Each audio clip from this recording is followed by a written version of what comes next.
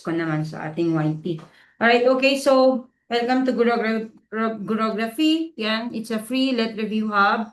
Pwede po kayo mag-Macboard daily. Yan, pero sabi ko nga, dahil medyo busy na ako, yung posting ko would be weekly na hindi daily. Yan, and then yung i-unpublish ko din yan weekly, not daily. So at least mas may time kayong sagutin. Okay, yan. And yun nga, live lecture natin is Tuesdays, Thursdays, and Saturdays. Okay, yes. Okay, so if you want to do math boards, mag-message lang kayo or tignan nyo yung nakapin diyan na na QR code. Okay, yan. Para maka-join ko sa GC. It's free naman. Yan. Tapos yung marami na ring mga video lectures sa ating YT. Okay, so mag-subscribe na lang din po kayo. Okay, so let's start. Yan, so yan, pinalitan ko. Red na red talaga, no? Okay, so Gen Ed Rizal. Okay. So madami daw Rizal na lumabas nung May. Ay ngayong SPLE. Yan, special exam for teachers sa abroad, kaya SPLE. All right. Okay, so number one, blank is the code name given by Rizal to Leonor in order for them to exchange letters because Leonor's mother disapproved their relationship. Okay, so maraming mga unique dito sa ating Rizal ngayon. Okay, pero meron akong ginawang video na 80 points na puro na Rizal. Okay, kasi maraming Rizal talaga lumalabas sa Gen Ed yan. So, puntahan nyo sa white kung gusto nyo. Okay.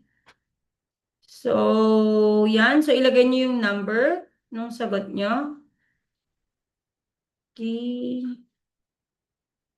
So, blank is the code name given by Rizal to Leonor in order for them to exchange letters because Leonor's mother disapproved their relationship.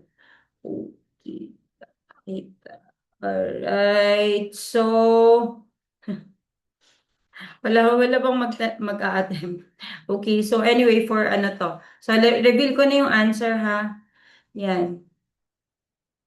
Although, ang alam ko, medyo nalilate talaga. Okay.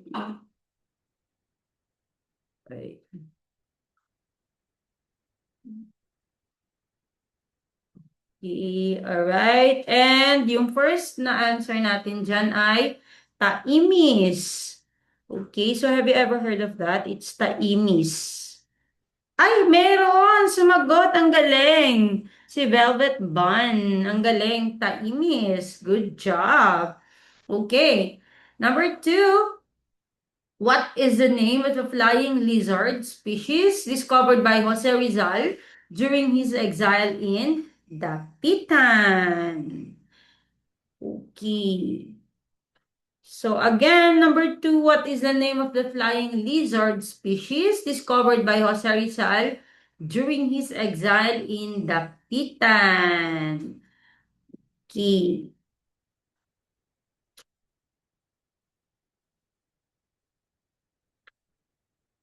Mhm. Ba, ang galing-galing.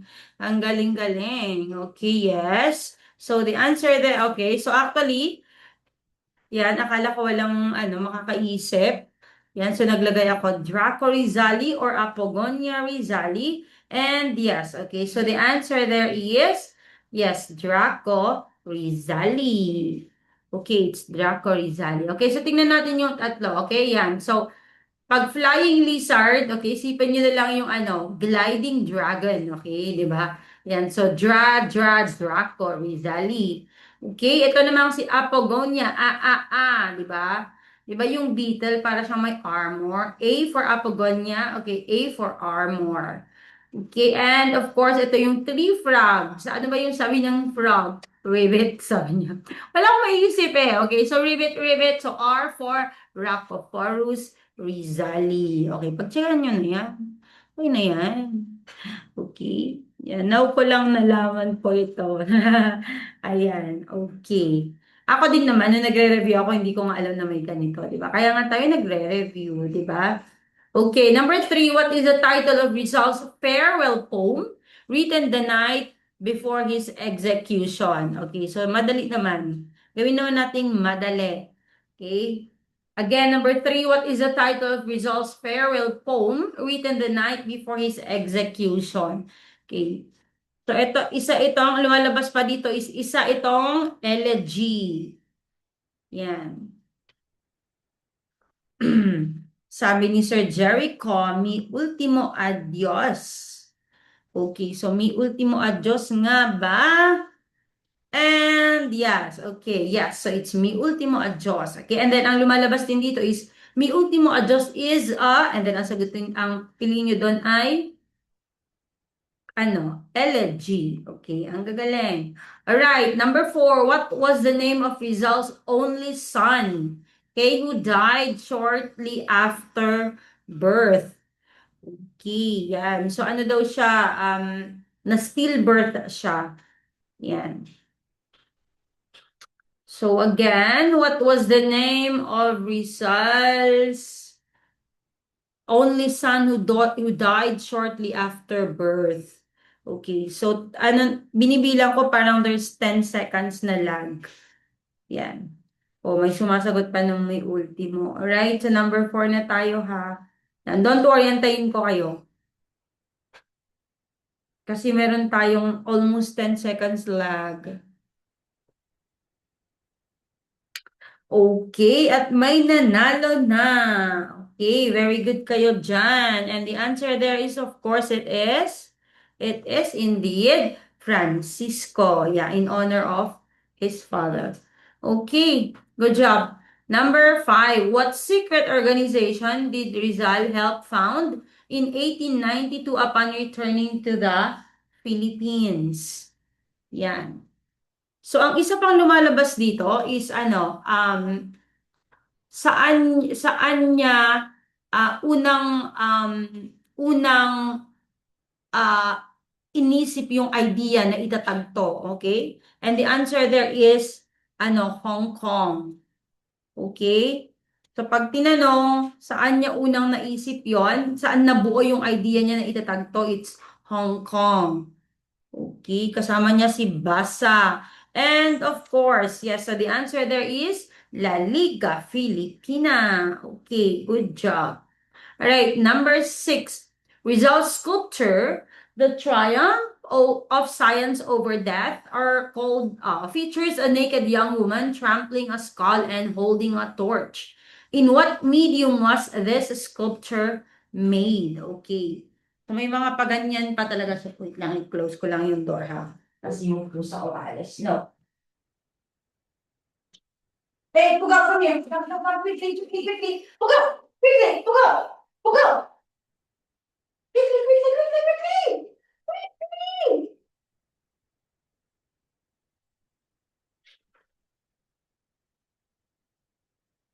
Yan.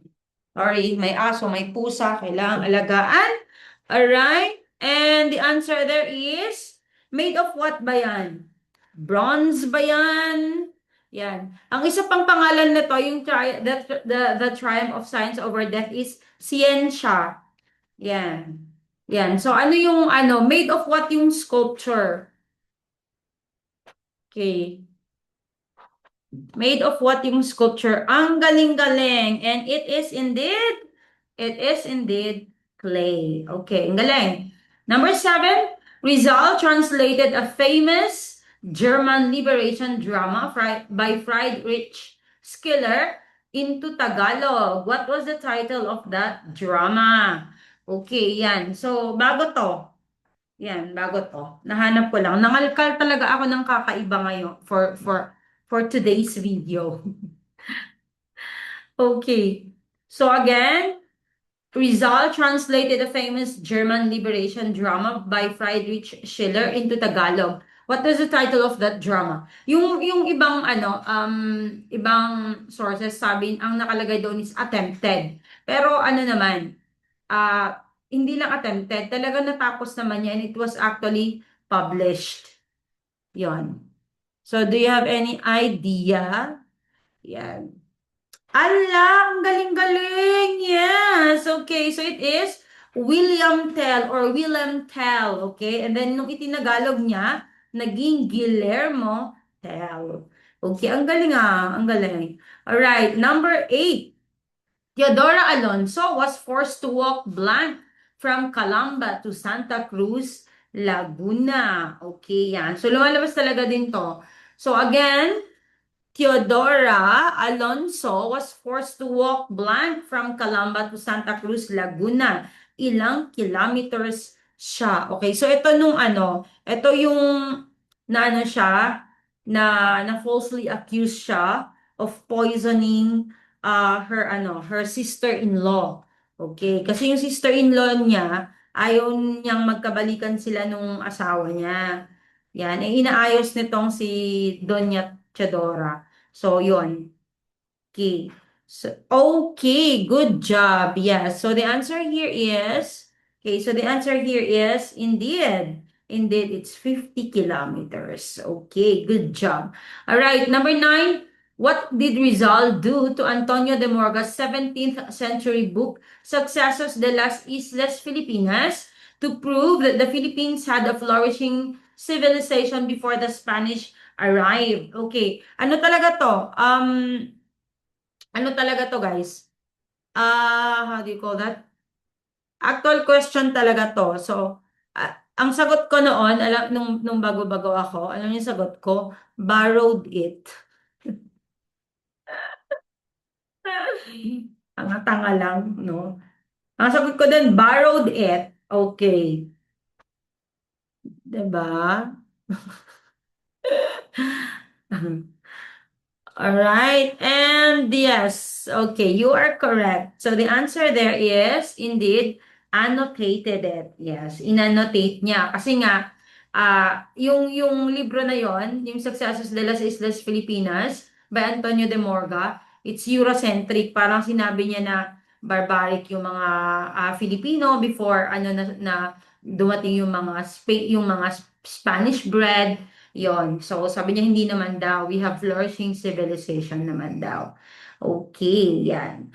Alright. Number 10. What was the name of the steamer that transported Rizal from Manila to the Pitan for his exile? Ayan. Okay. Again, number 10. What was the name of the steamer that transported Rizal from Manila to Dapitan for his exile? Okay, so ano to? How do you call that? Clue? Ano siya? Place siya, city siya dito sa Pilipinas. Okay. Copied, annotated, and published it. Grabe si Ma'am Maria. Alright.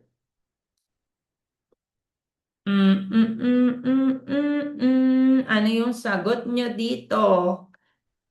Okay. Starts with C. Starts with C. Starts with the C. SS. SS. Okay, indeed. Yes, it is SS Cebu. Okay, very good. It is SS Cebu. Okay, next.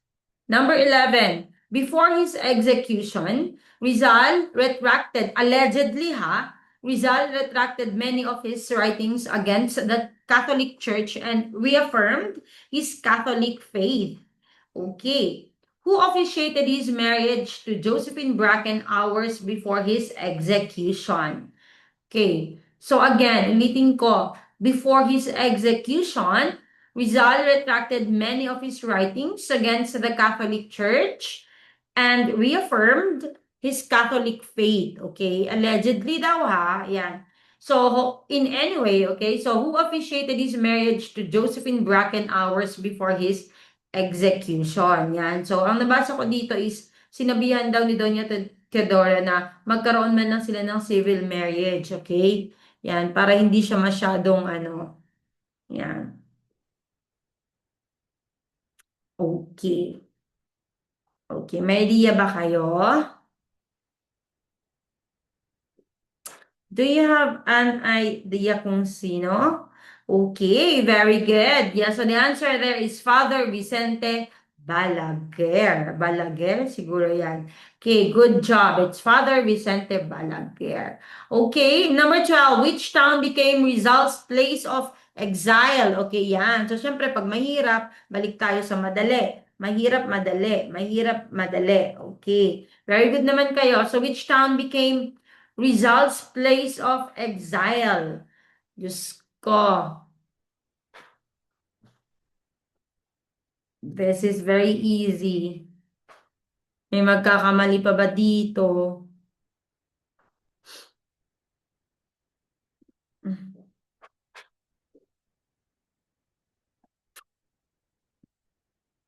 Okay, yes. And the answer there, of course, is Dapitan. Ang galing. It's Dapitan. Okay, good job. Okay, number 13. What was the original surname of Rizal family? Rizal's family before adopting Rizal. Okay, so again, what was the original surname of Rizal's family before adopting Rizal? Okay, parang masyadong super late talaga. Parang feeling ko magbalik na lang tayo sa ano, guys, sa Nikno. Ano? Yan. So, yung mga nakakaano, na andito ngayon, i-try natin sa ano, balik ulit tayo sa TikTok kasi sobrang lag dito eh. Yan. So, balik tayo sa TikTok sa ano, sa Thursday. Ha? Yan. Sa TikTok tayo. The same name, Gurography.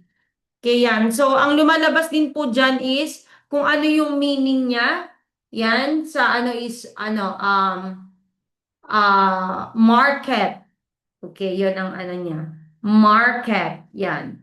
Tapos of course, naging Rizal sila because of dun sa kay Claveria, 'di ba? Yung Claveria decree, 'di ba?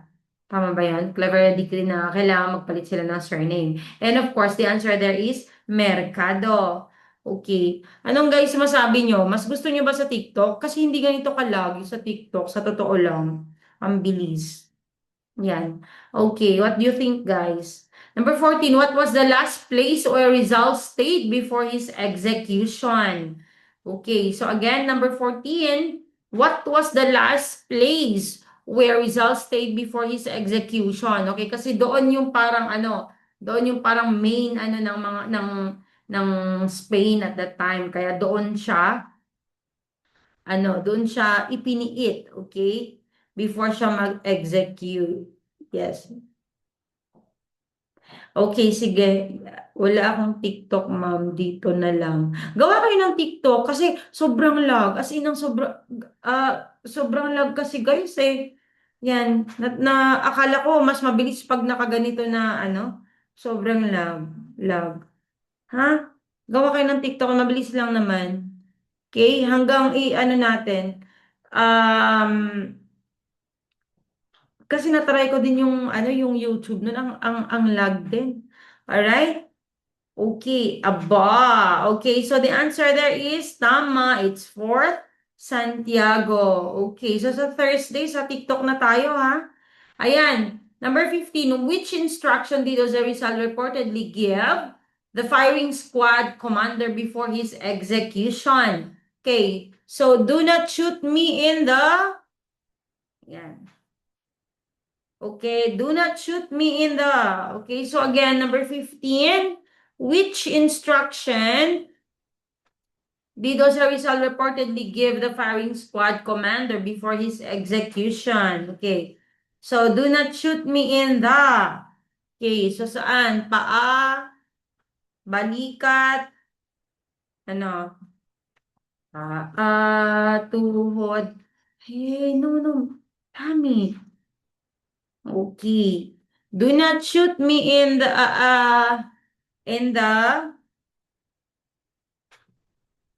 okay. Actually, ano dapat hindi in yung ano ko diyan ano para hindi mahalata.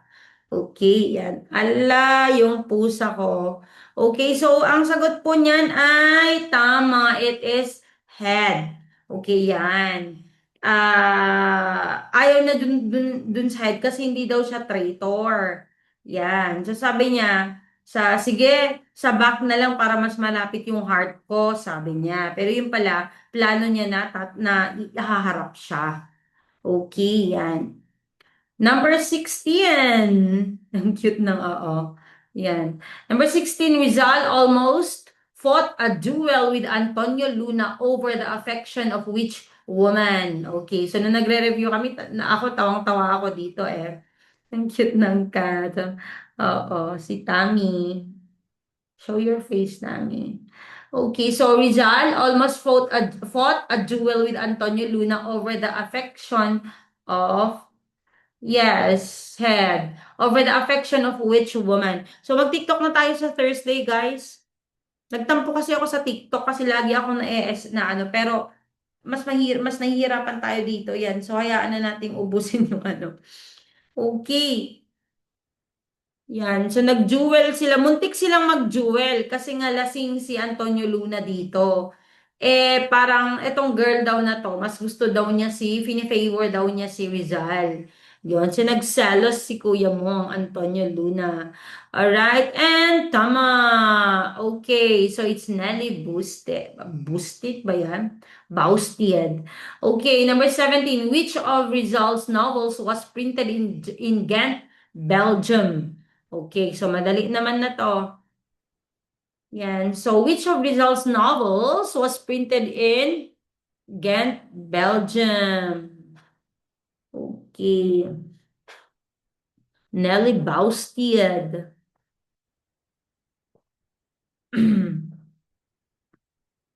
So, yung mga bago dito, mag-ano, TikTok na tayo sa Thursday, ha? Kasi hindi, promise, mas maganda sa TikTok kasi ang bilis lang. Yun nga lang, nagtampo ako kasi nga, laging nare-restrict so walang masyado nakakapasok. Dati umaabot tayo 200 viewers, 300, tapos wala na. Pag na-restrict, wala na. Okay, so the answer there is tama. It's El Filibusterismo. Okay, next. Dapitan is in, yan. So lumalabas din yan. So asan yung dapitan? Saan yung dapitan? Okay. So, alam nyo ba dati, ang alam ko sa dapitan na sa ano yan, nasa parang NCR, kumbaga. Yun yung imagination ko. Yan. Kasi nga, di ba, parang,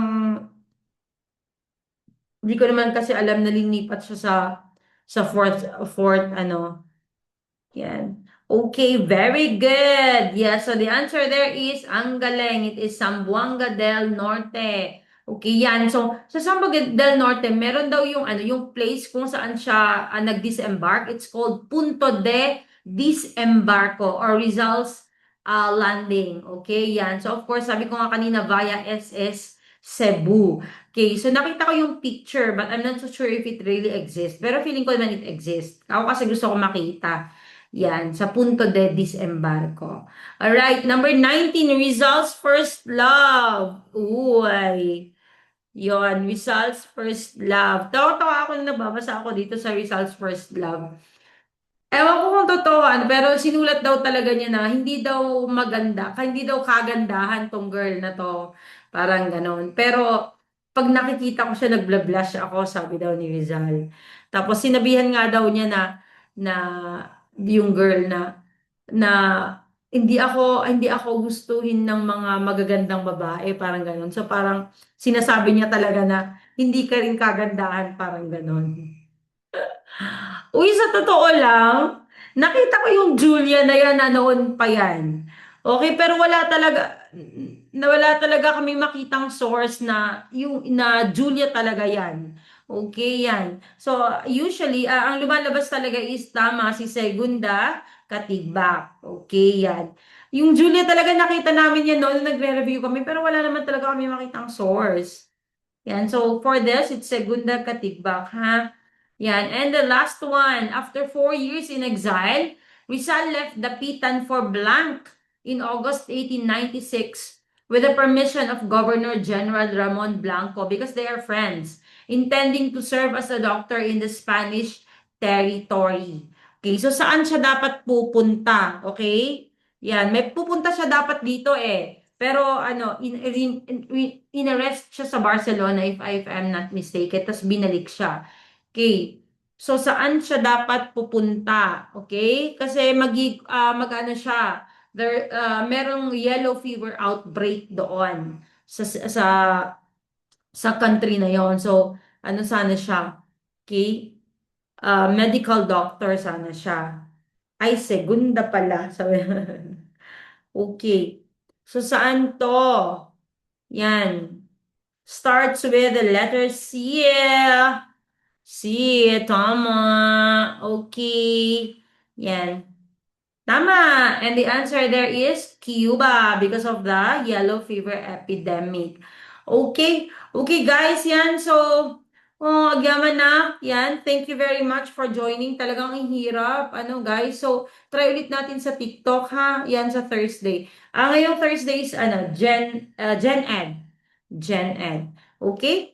Alright. So, maraming maraming salamat, guys. Yan. So, paalam ka na, Tami. Hi.